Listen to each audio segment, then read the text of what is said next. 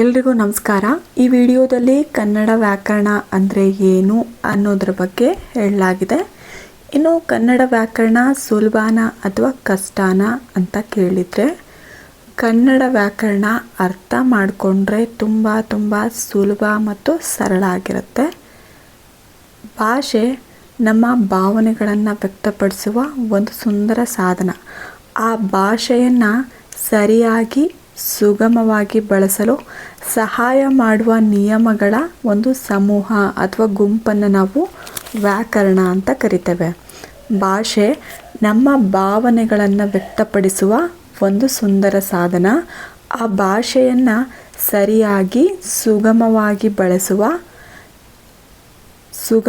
ಬಳಸಲು ಸಹಾಯ ಮಾಡುವ ನಿಯಮಗಳ ಸಮೂಹವೇ ವ್ಯಾಕರಣ. ಕನ್ನಡ ಭಾಷೆ ಶ್ರೀಮಂತ ಇತಿಹಾಸ ಮತ್ತು ಸಾಹಿತ್ಯವನ್ನು ಹೊಂದಿರುವ ಭಾಷೆಯಾಗಿದೆ.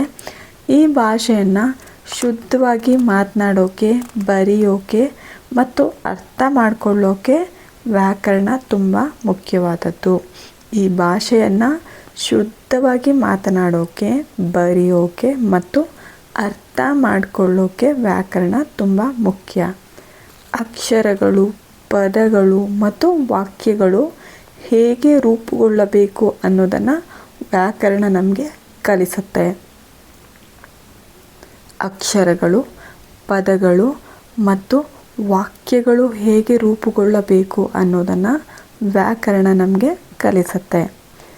ಈ ಮುಂದಿನ ವಿಡಿಯೋದಲ್ಲಿ ನಾವು ಕನ್ನಡ ವ್ಯಾಕರಣವನ್ನು ಹೇಗೆ ಸರಳವಾಗಿ ಮಕ್ಕಳಿಗೂ ಅರ್ಥ ಆಗೋ ರೀತಿಯಲ್ಲಿ ಕಲಿಬಹುದು ಅನ್ನೋದನ್ನು ನೋಡೋಣ.